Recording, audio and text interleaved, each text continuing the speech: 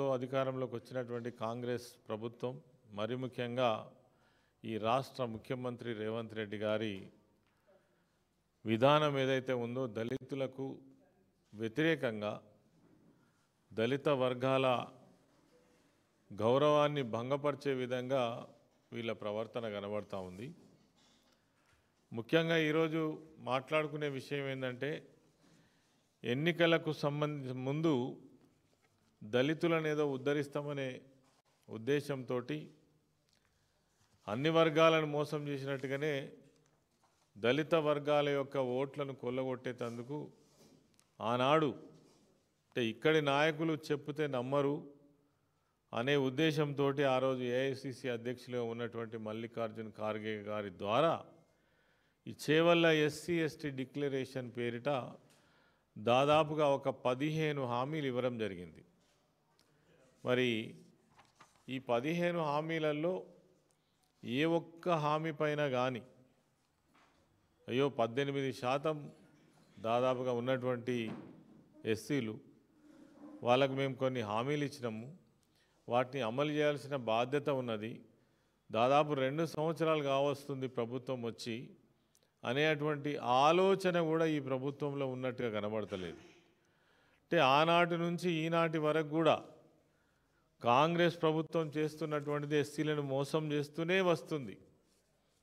ఆనాడు గరీబీ హఠావో అనేటువంటి నినాదం ఇచ్చినప్పటి నుండి ఇప్పటిదాకా 6 దశాబ్దాల కాలంగా ఈ రాష్ట్రాన్ని పరిపాలించినటువంటి కాంగ్రెస్ ప్రభుత్వం పార్టీ మరి దళితులకు సంబంధించినటువంటి విషయంలో వాళ్ళని కేవలం ఓటు బ్యాంకుగా భావించడం, ఎన్నికల సందర్భంలో వాళ్ళను ఓట్లను దండుకోవడం, ఇచ్చిన హామీలన్నిటి కూడా తుంగలో తొక్కడం, మళ్ళీ ఉచ్చరించేటువంటి పరిస్థితి లేనటువంటిది మనము అనేక సంవత్సరాల నుంచి కాంగ్రెస్ పార్టీ విధానాన్ని మనం చూస్తున్నాం. ఇలా చేవెళ్ళ డిక్లరేషన్ గురించి మనం చూసినట్టయితే ఎక్కడ లేని హామీలు ఇచ్చిండ్రు దళితులను ఉద్ధరించడం కోసం. నిజంగానే మీకు చిత్తశుద్ధి ఉంటే దీని మీద ఇప్పటి వరకు ఒక్క రివ్యూ అయినా చేసినట్టుగా దాఖలాలు లేవు. ముఖ్యమంత్రి కానీ లేదంటే ఈ వర్గాలకు సంబంధించినటువంటి మంత్రులు కానీ ఉప ముఖ్యమంత్రిగా ఉన్నటువంటి బట్టి విక్రమార్క గారు కానీ తర్వాత సోషల్ వెల్ఫేర్ మినిస్టర్ గారు కానీ చేవెళ్ళ డిక్లరేషన్ పైన మరి మనం ఇచ్చినటువంటి హామీల మీద ఒక్క రివ్యూ మీటింగ్ కూడా చేయనటువంటి దుస్థితి ఈరోజు రాష్ట్రంలో ఏర్పడ్డది. అంటే ఎస్సీల పట్ల కాంగ్రెస్ పార్టీకి కానీ ప్రభుత్వానికి కానీ ముఖ్యమంత్రి కానీ ఏ రకమైనటువంటి అభిప్రాయం ఉన్నదో ఒక్కసారి మనం అర్థం చేసుకోవచ్చు. ఆనాడు కేసీఆర్ గారు ముఖ్యమంత్రిగా ఉన్నటువంటి కాలంలో అన్ని వర్గాలతో పాటు ఎస్సీలను కూడా ఉన్నతంగా ఉంచాలనే ఉద్దేశంతో అనేక కార్యక్రమాలు తీసుకోవడం జరిగింది. అందులో ప్రధానంగా గురుకుల పాఠశాలల నిర్వహణ కావచ్చు, అదేవిధంగా వారికి సంబంధించినటువంటి ఇంకా ఆర్థిక పరమైనటువంటి విషయాలలో వాళ్ళను అభివృద్ధి చేయాలనే ఉద్దేశంతో ఒక మహత్తరమైనటువంటి కార్యక్రమాన్ని దళిత బంధు కార్యక్రమాన్ని తీసుకొని దాన్ని ప్రారంభించి ఒక 38,000 పైచిలకు మరి లబ్ధిదారులకు 10 లక్షల చొప్పున అందించి వాళ్లకు ఆర్థిక సహకారాన్ని అందించడంతో పాటు తిరిగి దాన్ని కంటిన్యూ చేయడం కోసం కూడా దాదాపుగా 1,30,000 మందిని ఐడెంటిఫై చేసి వాటికి సంబంధించినటువంటి బడ్జెట్ కూడా కలెక్టర్లకు మరి అందించినటువంటి విషయాన్ని కూడా ఈ సందర్భంగా గుర్తు చేస్తున్నాం. అప్పటి నుంచి ఇప్పటి వరకు మరి దళిత బంధుకు సంబంధించి కావచ్చు, తర్వాత వాళ్ళు ఇచ్చినటువంటి హామీలు కావచ్చు, వాళ్ళు ఆరో ఏం చెప్పినారు, అంబేద్కర్ అభయహస్తం పేరిట 12 లక్షల రూపాయలు ఇస్తాం, కేసీఆర్ గారు 10 లక్షల రూపాయలు ఇస్తున్నారు అని పెద్దరికాల కోసం అంబేద్కర్ అభయహస్తం అంటే ఒక్క మాటలు చెప్పాలంటే అంబేద్కర్ గారి పేరుని తీసుకొని కూడా అంబేద్కర్ గారిని కూడా అవమానించే విధంగా ఈ ప్రభుత్వం ప్రవర్తిస్తున్నది అని చెప్పడంలో ఎటువంటి సందేహం లేదు. అదేవిధంగా వాళ్ళు ఇచ్చినటువంటి హామీలే ప్రభుత్వ పరంగా జరిగేటువంటి కాంట్రాక్ట్స్లో 18% ఎస్సీలకు మేము రిజర్వేషన్ ఇస్తామని చెప్పేసి చెప్పడం జరిగింది. ఇల్లు లేని ప్రతి కుటుంబానికి ఇంటి స్థలంతో పాటు 6 లక్షల రూపాయలు అందజేస్తామని కూడా చెప్పడం జరిగింది. అదేవిధంగా ఇప్పుడున్నటువంటి ఇందిరమ్మ ఇళ్లలో మరి 5 లక్షలకే పరిమితమై స్థలం ఉన్నటువంటి వాళ్ళకే ఆ ఇందిరమ్మ ఇళ్లను అది కూడా కాంగ్రెస్ కార్యకర్తలకే కట్టబెట్టి వాటి బిల్లులు కూడా రానటువంటి పరిస్థితి అలా ఇందిరమ్మ ఇళ్ల కార్యక్రమంలో కనబడతా ఉంది. అదేవిధంగా ఎస్సీల కోసం ప్రత్యేక బడ్జెట్ ఏర్పాటు చేస్తామని చెప్పారు. గతంలో కూడా ఎస్సీ సప్లాన్ను పూర్తి స్థాయిలో నిర్వహించలేక మరి ఎస్సీలకు సంబంధించినటువంటి ఈ నిధిని రకరకాల పద్ధతులలో డైవర్ట్ చేసి వాడినటువంటి విషయాన్ని తెలంగాణ రాష్ట్రం వచ్చిన తర్వాత కేసీఆర్ గారు దీనిపైన ఒక ప్రత్యేక చట్టాన్ని తీసుకొచ్చి ఎస్సీలకు సంబంధించినటువంటి ఆ పర్సంటేజ్ ఏదైతే ఉందో దాన్ని ఖచ్చితంగా యథాతథంగా వాడే విధంగా మరి చట్టం తీసుకురావడం జరిగింది. ఇప్పుడు మళ్ళీ దాన్ని మరి మొదటికి తీసుకొచ్చి ఆ దారి మళ్లించేటువంటి కార్యక్రమం కూడా మళ్ళీ ప్రారంభించడం జరిగింది. అదేవిధంగా చాలా గ్రామాలలో ఎస్సీలు సాగు చేసుకొని చాలా సంవత్సరాల నుంచి ఉంటున్నారు. వాళ్ళకు మీరు ఇచ్చిన హామీ ఏంది? అసెంట్ భూములన్నిటికీ కూడా మేము హక్కులు కల్పిస్తాం, వాళ్ళకు మరి అమ్ముకునేటువంటి అవకాశం కూడా కల్పిస్తామని చెప్పడం జరిగింది. ఇప్పటి వరకు దాని మీద ఉలుకు లేదు, పలుకు లేదు. అదేవిధంగా 2013 ఏదైతే ల్యాండ్ ఎక్విజిషన్ చట్టం ఏదైతే ఉన్నదో దాన్ని పగడ్బందీగా అమలు చేస్తాము. అదేవిధంగా అసెంట్ భూములకు కూడా ఏదైతే 2013 చట్టంలో మామూలుగా పట్టా భూములకు ఏ విధంగానైతే పరిహారం అందించినామో ఆ విధంగానే మేము పరిహారం అందజేస్తామని చెప్పిండ్రు. మరి ఇప్పుడు జరుగుతున్నటువంటి ప్రాజెక్టుల దగ్గర ఎవరైతే భూములు కోల్పోతున్నారో వాళ్లకు అది ఖచ్చితంగా వర్తించాలి, మీకు దాని మీద సోయి కానీ జాస కానీ లేదు. అదేవిధంగా ఏదైతే ఎస్సీలలో మాల మాదిగతో పాటు చాలా ఉపకులాలు ఉన్నాయి. 3 కార్పొరేషన్లు చేస్తామన్నారు. ఒక్కొక్క కార్పొరేషన్కు 750 కోట్ల రూపాయల నిధిని కేటాయించి దాన్ని వాళ్ళని అభివృద్ధి చేస్తామని చెప్పిండ్రు. ఇప్పటి వరకు ఒక కార్పొరేషన్ దిక్కు లేదు. దీని మీద కనీసం మీకు ఆలోచన కూడా లేదనేది మాత్రం తెలుస్తూ ఉన్నది. అదేవిధంగా చాలా గొప్పగా చెప్తే చదువుకునే పిల్లలందరూ కూడా చాలా సంతోషపడ్డారు. అంబేద్కర్ విద్యా జ్యోతి ఎస్సీలలో ఉన్నటువంటి పిల్లలు ఎవరైతే ఉన్నారో 10వ తరగతి పాస్ అయితే 10,000 ఇస్తామంటారు. అదేవిధంగా ఇంటర్మీడియట్ పాస్ అయితే 15,000 ఇస్తామంటారు. డిగ్రీ పాస్ అయితే 25,000 ఇస్తామంటారు.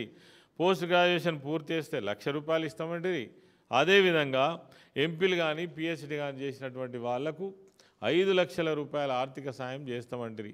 అసలు మీకు యాదికుందా, సోయిందా? దీని మీద మరి మా విద్యార్థులందరూ ఏమనుకుంటున్నారు? మమ్మల్ని ఎప్పుడైనా ప్రశ్నిస్తే మేము ఏం సమాధానం చెప్తాం అనేటువంటి ఆ జ్ఞానం కూడా ఉన్నటువంటి పరిస్థితి అయితే ఈ ప్రభుత్వానికి కనబడతలేదు. ప్రతి మండలంలో ఒక గురుకుల పాఠశాల ఏర్పాటు చేస్తామని చెప్పి ఇప్పుడు యంగ్ ఇండియా రెసిడెన్షియల్ స్కూల్స్ పేరిట ఓ పెద్ద మాటలు చెప్పారు, కానీ దానికి ఇప్పటి వరకు కార్యాచరణ లేదు. కనీసం దానికి సంబంధించినటువంటి డబ్బుల కేటాయింపు కూడా లేదు. నేను అడుగుతున్న ఈ సందర్భంగా ఆనాడు కేసీఆర్ గారి హయాంలో 1,026 గురుకుల పాఠశాలలు అద్భుతంగా నడిపి లక్షల మందికి మరి జీవితాన్ని ఇచ్చినటువంటి ఆ గురుకుల పాఠశాలను గొప్పగా ఇంకా అభివృద్ధి చేసి వాటిని మరి ముందుకు తీసుకుపోవాల్సినటువంటి స్థానంలో మీరు ఇంకా గురుకుల పాఠశాలల హామీ ఇచ్చి ఒక్క గురుకుల పాఠశాల పెట్టకపోగా ఉన్న గురుకుల పాఠశాలలో ఇప్పటికే అస్తవ్యస్తమైనటువంటి పరిస్థితి. సరిగా తిండి లేదని, తర్వాత నిర్వహణ లేదని 110 మంది పిల్లలు చనిపోయినటువంటి పరిస్థితి అలా ఈ 20 నెలల కాలంలోనే మనం చూస్తూ ఉన్నాం. గురుకుల పాఠశాల యొక్క పరిస్థితి చాలా అధ్వానంగా మారింది. పిల్లలు చాలా సందర్భాల్లో రోడ్ల మీదకి వచ్చి వాళ్ళ సమస్యలు చెప్పుకునేటువంటి పరిస్థితి ప్రభుత్వానికి మాత్రం సోయలేదు. అదేవిధంగా ఎస్సీ ఎస్టీ విద్యార్థుల కోసం తీసుకొచ్చినటువంటి బెస్ట్ అవైలబుల్ స్కూల్స్కు సంబంధించినటువంటి పిల్లలు ఆ ప్రైవేట్ యాజమాన్యాలు ఇలా లాక్ చేసుకొని పిల్లలు స్కూల్ ముందర నిలబెడితే ఎంత అవమానకరమైనటువంటి పరిస్థితిని ఇలా ఎస్సీ పిల్లలు అనుభవిస్తున్నారో ఈ ప్రభుత్వానికి మాత్రం పట్టిలేదు. ఇప్పటికే చాలామంది పిల్లల్ని పంపించడం జరిగింది. 9,000 ఉన్నటువంటి గతంలో 9,000 విద్యార్థులకు అవకాశం ఉన్నటువంటి ఈ బెస్ట్ అవైలబుల్ స్కూల్ సిస్టంలో చదివే పిల్లలకు 26,000 మందికి అవకాశం ఇచ్చి మరి ఈ స్కీమ్ను మేము చాలా గొప్పగా కంటిన్యూ చేసినాం. కేసీఆర్ గారి ఆధ్వర్యంలో దాన్ని నిర్వీర్యం చేసిండ్రు. ఇలా పిల్లలను ఇంటికి వెళ్ళగొట్టేటువంటి పరిస్థితి చేసిండ్రు. వాళ్ళకు రావాల్సినటువంటి ఏవైతే మరి బిల్లులు రావాలనో ఆ ప్రైవేట్ యాజమాన్యాలకు ఆ డబ్బులు ఇవ్వకపోవడం వల్ల ఆ పిల్లల్ని గెంటేసేటువంటి పరిస్థితి చేసిండ్రు. ఇంత అవమానకరమైనటువంటి పరిస్థితి ఈరోజు తెలంగాణ రాష్ట్రంలో ఎస్సీ పిల్లలు అనుభవిస్తున్నటువంటి పరిస్థితి. అదేవిధంగా మరి ఫీజు రియంబర్స్మెంట్ ఇప్పుడు చూస్తున్నాం. దాంట్లో అన్ని వర్గాలకు సంబంధించిన పిల్లలు ఉన్నారు. ఈ రోజు నుంచో రేపటి నుంచో వాళ్ళు నిరవధిక సమ్మెకు పోతూ ఉన్నారు. 10,000 కోట్ల రూపాయలు మీరు బకాయిలు ఉన్నాయి. దాంట్లో మీరు మొన్న వాళ్ళు సమ్మె నోటీస్ ఇచ్చినప్పుడు 1,200 కోట్లు రిలీజ్ చేస్తామన్నారు. ఇప్పటి వరకు దిక్కులేదు. మళ్ళీ సమ్మెకు పోతున్నారంటే లక్షలాది మంది విద్యార్థుల జీవితాలతోటి ఈ ప్రభుత్వం మరి ఆడుకుంటున్నట్టుగా మనకు కనబడతా ఉంది. మరి ఆ సమస్య ఎప్పటి వరకు పరిష్కారం అవుతుంది? అసలు ఆ ఎగ్జామినేషన్స్ కూడా మేము బహిష్కరిస్తామని చెప్పేసి యాజమాన్యాలు ప్రకటించినప్పుడు మరి విద్యార్థుల భవిష్యత్తే అంధకారంగా ఉన్నట్టుగా మనకు కనబడతా ఉంది. అదేవిధంగా విదేశీ విద్యానిధి, అంబేద్కర్ విదేశీ విద్యానిధి ఆనాడు మా ప్రభుత్వంలో 20 లక్షల రూపాయలు ఇచ్చి ప్రోత్సహించి అనేక మంది పిల్లలను ఎస్సీ, ఎస్టీ, బీసీ, మైనారిటీ పిల్లల్ని మరి విదేశాలకు పంపించి చదివించేటువంటి ఒక మంచి కార్యక్రమాన్ని ఆ రోజు మరి అమలు చేసినాం. దానికి దిక్కు లేదు. ఇప్పటి వరకు ఒక్కరికి ఇచ్చింది లేదు, ఒక్కరిని సెలెక్ట్ చేసింది లేదు. ఇదివరకు ఎవరైతే సెలెక్ట్ అయ్యి చదువుకున్నటువంటి పిల్లలకు కూడా మరి డబ్బులు రిలీజ్ చేసినటువంటి పరిస్థితి అయితే కనబడతలేదు. ఈ విధంగా మరి ఎస్సీల పట్ల చాలా దారుణంగా వ్యవహరిస్తున్నటువంటి ప్రభుత్వం రేవంత్ రెడ్డి ప్రభుత్వం, కాంగ్రెస్ ప్రభుత్వం. దీన్ని మేము తీవ్రంగా ఖండిస్తున్నాం. అదేవిధంగా ముఖ్యమంత్రి ఎట్లుంటే కింద మంత్రులు కూడా అట్లే ఉంటారు. మరి ముఖ్యమంత్రి తీరు చూస్తే దళితులకు వ్యతిరేకంగా కనబడుతూ ఉంది. ఆ మంత్రులు కూడా మరి ఎవరి కనీసమైనటువంటి ఆ జాస కూడా లేనట్టు కనబడుతూ ఉంది. కేసీఆర్ గారి హయాంలో తెలంగాణ రాష్ట్రం ఏర్పడడానికి బాబాసాహెబ్ అంబేద్కర్ గారు ఆనాడు పొందుపరిచినటువంటి ఆర్టికల్ 3 ద్వారా ఒక కొత్త రాష్ట్రం ఏర్పాటు చేసుకోగలిగినాం. కాబట్టి దానికి ఒక మంచి గుర్తింపుగా బాబాసాహెబ్ అంబేద్కర్ గారి యొక్క 125 అడుగుల విగ్రహాన్ని నిర్మాణం చేసి దాన్ని ప్రారంభం చేస్తే మీరు అధికారంలోకి వచ్చినప్పటి నుంచి ఇప్పటి వరకు కనీసం ఆ గేటు తాళాలు కూడా తెరవట్లేదు. ఆ అంబేద్కర్ గారి విగ్రహాన్ని బంధించి పెట్టినటువంటి పరిస్థితి రాష్ట్రంలో చూస్తున్నాం. ఇంతకంటే అవమానం ఏంది? ఈవెన్ అంబేద్కర్ జయంతి సందర్భంగా కూడా కనీసం గేటు తెరవనటువంటి దుస్థితి ఇలా కనబడుతుంది. అంటే దళితుల పట్ల కావచ్చు, అంబేద్కర్ గారి పట్ల కావచ్చు, ఈ ప్రభుత్వం యొక్క వైఖరి దీన్ని బట్టే తెలుస్తుంది. విగ్రహం ఎవరు పెడితే ఏంటి? మీకు అంబేద్కర్ గారి మీద నిజమైనటువంటి అభిమానం ఉంటే మరి అంబేద్కర్ గారి జయంతి అక్కడ జరగాలి కదా, ఆ తాళాలు తీయాలి కదా, అక్కడి కనీసం ప్రజలను వెళ్ళేటువంటి అవకాశం కల్పించాలి కదా. అది కూడా చేయనటువంటి దుర్మార్గమైనటువంటి ఆలోచన ఈరోజు చేస్తున్నారు. అంతేకాకుండా దళితుల పట్ల ఈ ప్రభుత్వం చాలా దారుణంగా వ్యవహరిస్తున్నది. ఈ మధ్య కాలంలోనే మరి దళిత బంధు ఎందుకు అమలు చేస్తలేరని ఒక యువకుడు అడిగితే, తమ హక్కుల కోసం అడిగితే, ఒక మహిళ కూడా షాద్ నగర్ పోలీస్ స్టేషన్ ఆ పరిధిలో ఒక దళిత మహిళ కూడా మరి ఇట్లా ప్రశ్నిస్తే మరి వీళ్ళు మహిళలను చూడకుండా, దళితులను చూడకుండా థర్డ్ డిగ్రీ ప్రయోగించి వాళ్ళను హింసించేటువంటి పరిస్థితి కూడా ఈ రాష్ట్రంలో కాంగ్రెస్ ప్రభుత్వం అవలంబిస్తున్నటువంటి విధానాలు ఏవైతే ఉన్నాయో దళితులకు వ్యతిరేకంగా మరి ఈ ప్రభుత్వం అయితే ప్రవర్తిస్తున్నది.